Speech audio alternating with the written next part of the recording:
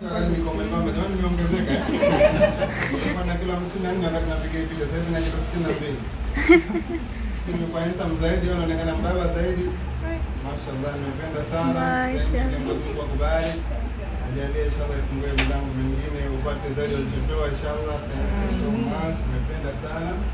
Naomba nikae hapa.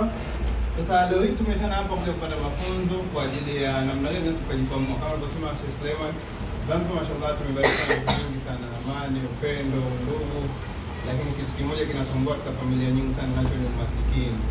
Hali zimekuwa tete kwa sababu ya mishahara haitoshi kwa wale waajiriwa, kwa wale wanafunzi mara nyingi wanasoma hawana sponsor, kwa wale ambao wana sponsor haitoshi, kwa mwisho wa siku maisha yanakuwa makali sana. Kwa hiyo aliyekupigia simu anakupenda sana. Mimi kuna siku nilipokea simu rafiki yangu ambaye ndo Suleiman Said leo tutapata kumuona hapa.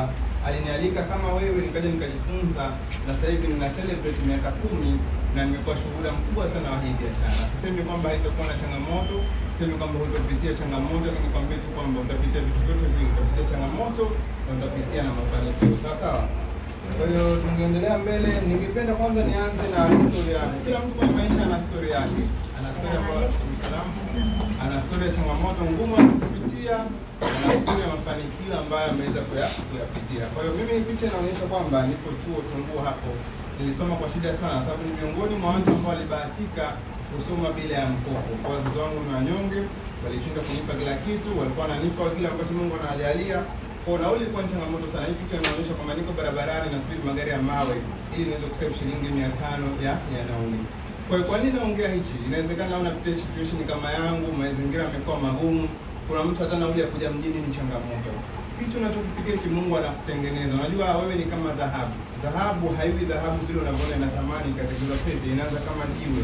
Mpaka ipitie mchakato fulani ya kuchoma moto ndio iweze kuwa kama ile dhahabu ambayo tunaiona.